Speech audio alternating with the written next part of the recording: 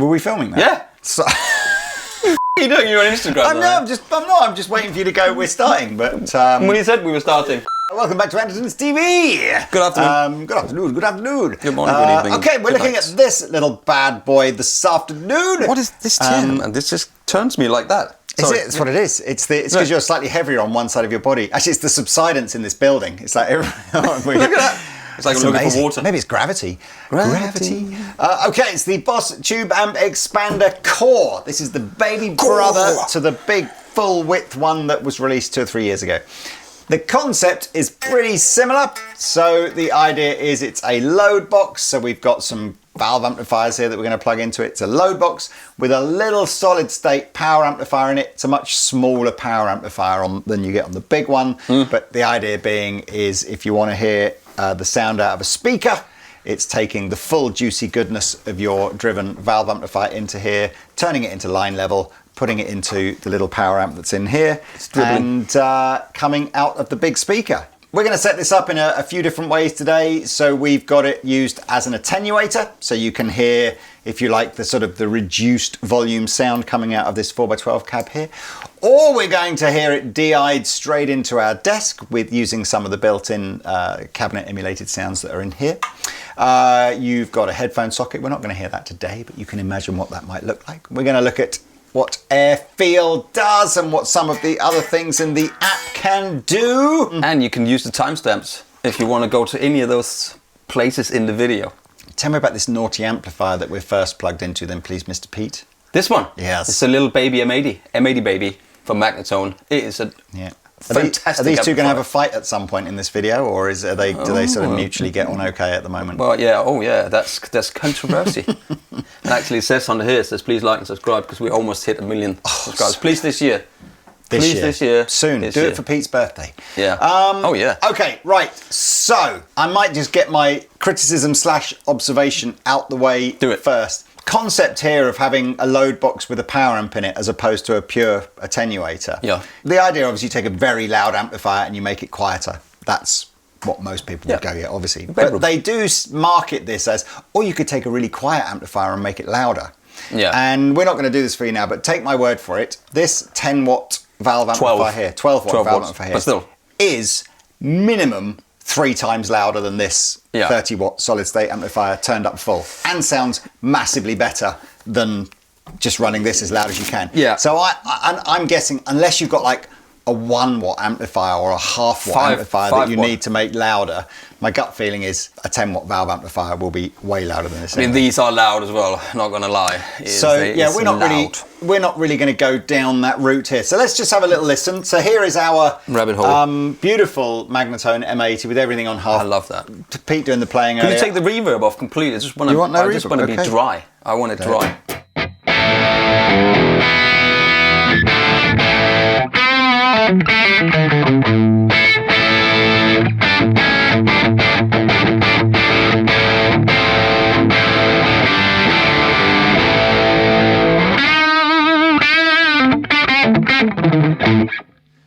Now, this is a great point, Pete asking me to turn the reverb off. You're going, reverb? How did you add that? I see you say. Well, that, I suppose, is the big upside of this sort of load box with separate amplifier versus pure attenuator, because what I can do with the Boss is, after it's been put into the load box, but before it gets to the amplifier, I can add effects.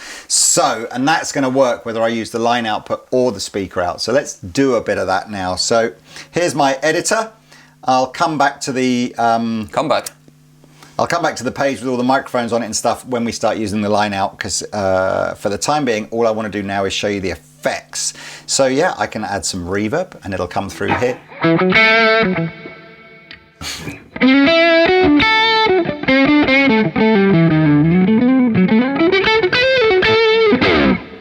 And there's many different reverbs in there, isn't there? There are... I mean, it's over the top right now, but that's... 6 different types of reverb. Spring reverb, if you want. Let me just go on the low gain setting on here. Oof, okay.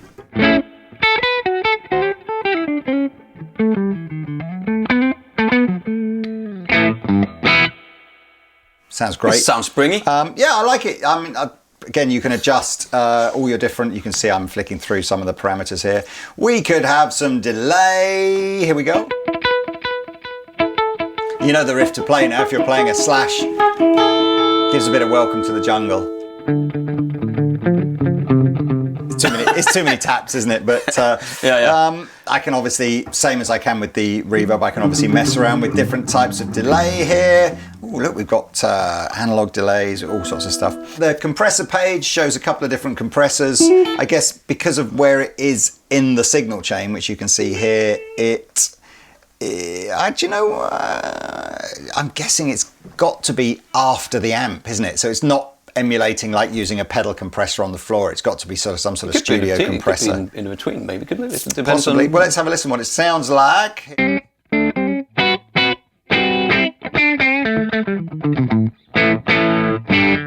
Sounds a bit like a compressor.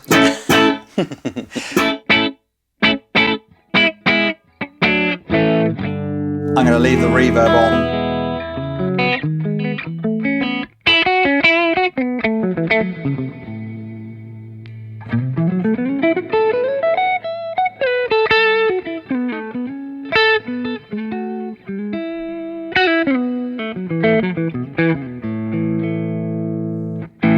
What else we got on here? So that was, there you go, there's your chain, your compression, your delay, your reverb. We've got speaker EQ.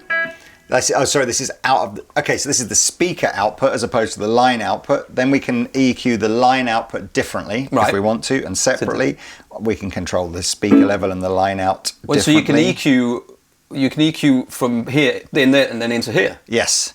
So if I wanted to, I've got the choice of a parametric EQ or a graphic EQ just for the cabinet. But that's a pretty good idea. EQ just for the line output. Because then you'll probably be able to make it sound a little bit more like the amp going straight into the cab, you see. So, and directly, of course. If you haven't already worked that out, obviously the cabinet and the line output can run simultaneously. It's not one or the other. I think that's a good idea, actually. I think that's something that's missing on the aux, for instance, that you can't, when you're attenuated, you can actually go in and EQ the cab. If you feel like you need a little bit more top end or a little bit more low end, or there's too much low end, so you can actually EQ that. I like that. That's a good feature. The attenuator on something like an aux is unbelievably basic, isn't it? Yeah, because it's just a click, click, click. That's it. And it is, you're still hearing the actual amplifier rather than a separate amplifier in here. Yeah. But of course, the downside for that, as you say, is you can't really EQ it or do effects loops or anything like that. If you feel like you lose a bit of low end. Let me we've sort of shown it with this amplifier. I'll just show it with this amplifier while we're through the cab, and then we'll move on to the line out. Let's do that. Okay, so we're plugged into the Marshall now. This is, I guess, where most people would see a load box being used, because if we were at these kind of settings in here, it would be outrageously loud. But actually, it's not too bad if you want to give us a...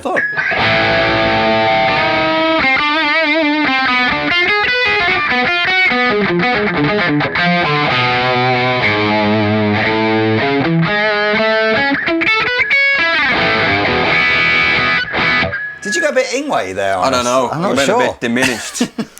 Diminished sense of what is that like when you commit a crime and you plead diminished responsibilities? Play and I'll just muck around with some EQ settings. Hang on, I can't. This guitar is so out of tune. I need to play this. You're changing guitar. Yeah, basically. The G string has defeated you today. Yeah, and also so I just wanted to get play a guitar this with the Floyd Rose because that'll stay in tune better. Well, it probably will. How cool is this guitar? There's a link below for this, man. Wow. Right, I'm going to just use the graphic because it's way easier for you to see what's happening. So whilst Pete plays, I'll just muck around and...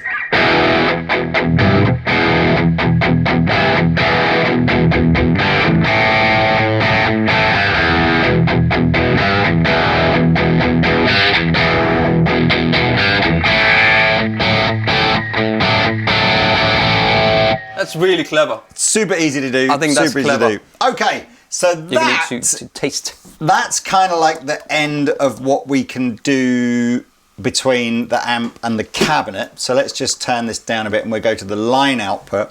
Right, so now everything you're hearing is the DI out from here, and everything we're hearing is coming in through the speakers, through the Genelec speakers in our studio. And I've moved to the cab mic tab on the app. Okay. You can see here that we've got a load of presets, preset rigs. and you can choose different cabinets. If I go back here, actually, you can see what's in here. Lots of different cabs, muck around with microphone positions. I'll talk about this mix assist thing and the air feel thing in a minute. Pete's gone to sleep. Excellent. Let's just go through. I won't change anything. We'll just go through some of these preset installed rigs. If you don't like any of these rigs, you can load your own IRs in.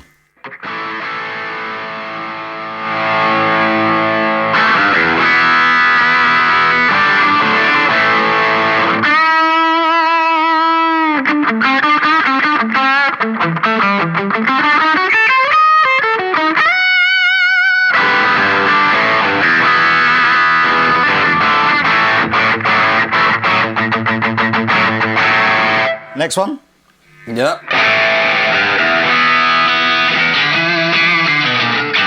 There's that air thing is on there, isn't it? Yes, it is. Yeah, yeah. Do you want me to turn?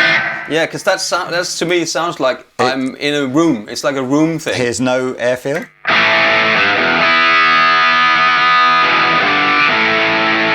Yeah. Yeah. Here's some airfield.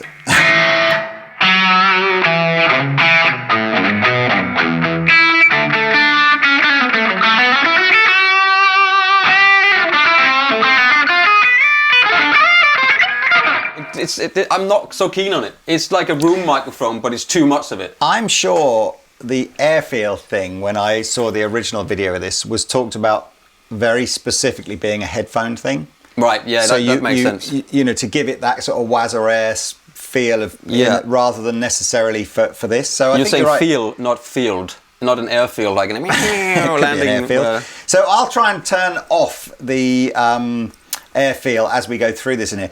Mix assist, again, the concept of whenever you hear about people recording guitar stuff and then mixing it into a band, they talk about they take a lot of the bass and the treble away. So this mix assist thing is kind of preset. Oh, just play your guitar in, press the mix assist button and it'll be your...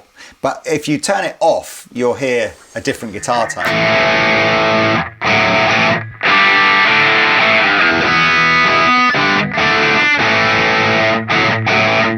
Very mid-rangey with it on. With it on, so it could be they're trying to push it out in a mix. Yeah, so I mean, you've got three types of mix assist, but my favourite one is switched off. But that not mix assist? That would be for somebody who might not know how to mix anything at all. 100%. You know, so it might not aimed at the professional person, if you know what I'm saying. Or if it is a good, it's just quicker, isn't it? Just press a button. You've probably got a preset saved within Logic to go, right, if I'm doing a guitar track, I press this button and so I guess it's the same concept as that, right? But I'll know what I'm doing. Well, there is that. Yeah, this is for people like me. Let's try another preset. Is the mix assist on there? Yes, here it is off.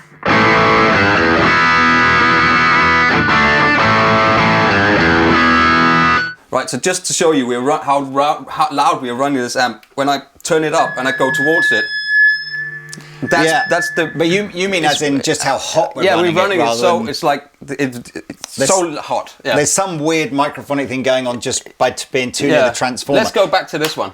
I think that's a good idea, Mr. Pete. Rig number 4. Okay. Mix assist on? Yes. Turn it off.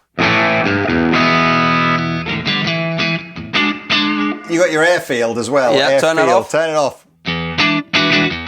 I mean, I'll tell you the other thing we can do here as well, which I haven't shown you. This particular preset is just a single microphone. Yes, show that. I can move the microphone.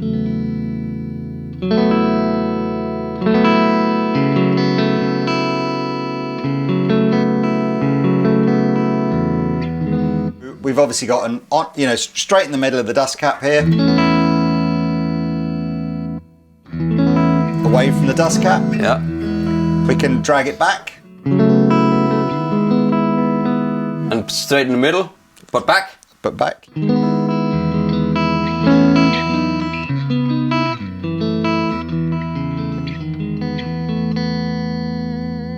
This sounds great. This sounds really good. I like to put microphones in the middle and then have like a Royer right a little bit off. This is, I'm guessing, sounds lovely. This is a standard 4x12 with an R1 microphone. I'm guessing it's the ribbon style mic. Sounds great.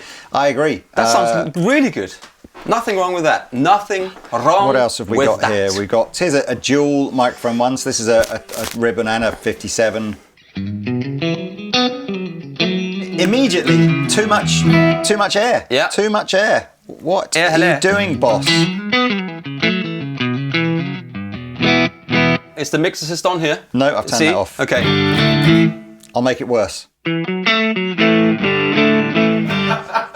It is like it's like a tin can. I don't know. Maybe mix is some sort of abbreviation for make it worse. Except no, it's to fit in a track with lots of instruments. Yes, but you need to say that. You would never do that with the guitar anyway. I mean, you would. Not necessarily. You would take all the low end out, let the bass have all. I hope you can hear all that. We're having a sort of an argument between the sort of two people that know what they're doing when it comes to recording guitar in here. And Taylor's saying he gets mix assist and that actually you would EQ a guitar. He's not a guitar player. Sound. And Pete's saying he wouldn't.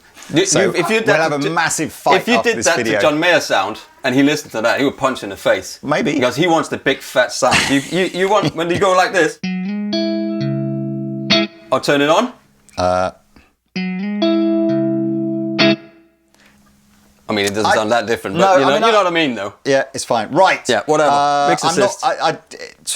I'm not. There's some 1x12s at the end here. I mean, to be fair, if you're into the realms of IRs and everything, you're going to load all your own ones in, aren't you? So, which you can, of course. And you're going to mix it afterwards. Let's just hear what a 1x12 sounds like. Again, I'm too much air.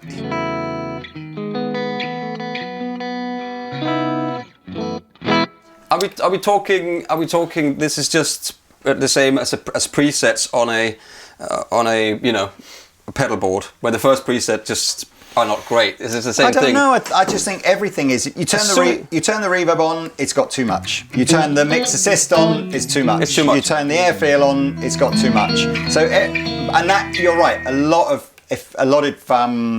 multi-effects units feel like everything's too much. Too much reverb. Too much spatial awareness. So maybe that's not a Boss exclusive complaint there, but I'm glad we've kind of dug into this because it.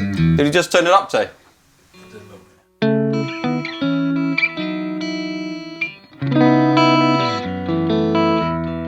But this sounds great now. Yeah, and then I guess if you were out live, you'd have and whether we'll mix this, I don't know, but we'd have a little bit of this. And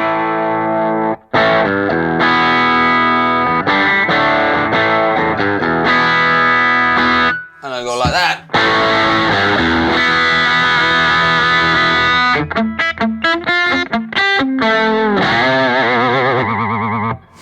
And I guess your front of house man is getting the line output. You're getting the speaker output. Yeah, I'm happy. Everybody's happy. Yeah. And airfield and all that kind of stuff is not on the speaker cabinet. Absolutely. So you're absolutely right.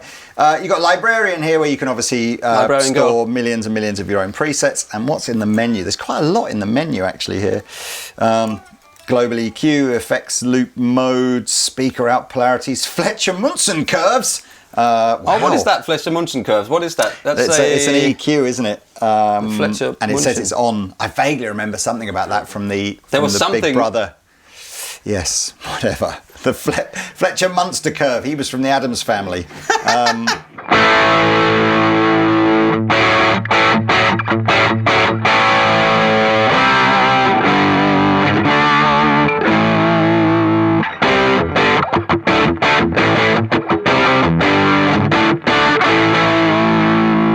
I think it's one of these things that, you need to sit with it at home, fiddle with it with your amp and your cab and your setup, and then you're going to make it sound great. We've kind of run through it. You've got the basic idea. As Pete said, you really have to go deep with this stuff to sort of get into it. Yeah. It's about 600 quid, I think, from memory. That's all right. So it's not quite half of what an aux or the bigger tube amp expander would be, but it's a decent saving. And I really like that they changed the menu so that you can move stuff around. This is a bit updated for Boss, right? Yeah. I think I like that. And I like the feel, but maybe not if I'm Which is the one then? If I said to you, right, so you got multiple options here, Pete. You can just go, I don't want a thingy at all. I'd rather just turn the amp down or put a microphone in front of it. Yeah. Or you could have the aux or the reload or the bigger version of this or the Tone King Iron Man. Have you got? Do you think this has its place, or do you think? I absolutely think it has its place. It's a much more desktop friendly size, The fact is that you can load in. I wouldn't buy the big one. Mm-hmm. I would, if I had to buy one of the two, I would buy this one. Mm-hmm. And the fact is you can load your own IRs in. It's really cool. I don't do that. I rather have it really simple like the aux. But when I use that, I run it out of the amp. Let's say 2 8-ohm outputs. Mm-hmm. I'll run it into the cabinet. Yeah. And then I'll run another output into the aux box. So you're not attenuating the cab at all. So I'm not attenuating the amp because that's what I feel like changes the sound of the amp. Yeah. And that's why I think in this one, it's such a good idea with that global EQ at the end, so you can actually make your cab sound what it should sound like without being attenuated. That's a top plus. I love that feature because as soon as you put an aux in it, it will change the sound. It takes low end and top end away. I don't know. Yeah, that's a great for the money. I would get that. The size, and it sounded much better when we figured out what to do. Right. The size appealed to me. Absolutely. There's something in my head that says I don't really like the idea that what I'm actually hearing when I hear the speaker output is the little digital amplifier, or not digital, the Class D amplifier that's in here. That's what I mean. But it sounded all right, and like you say, you can kind of EQ it up. I've always thought that what's the best idea with this type of load box is that you can add all your effects into an amplifier that doesn't have an. If you have an amp with no effects loop, it's got an effects loop. So if you don't have this, has got an effects loop, but that will give your amp an effects loop, which you can use your own pedal board reverbs and delays in it. Brilliant.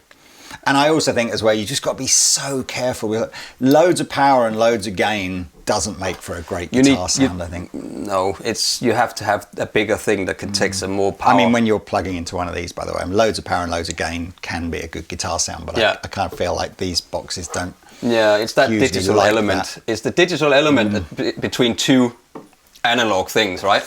Buy one of these, absolutely, if you think it's going to do something for you. But I do think the basic rig presets, as in the cabinet emulations, are pretty good. Sounds really good. I don't think I'd be rushing out to go and find all my own IRs, but 100% I'm not a big fan of the mix assist and the air feel.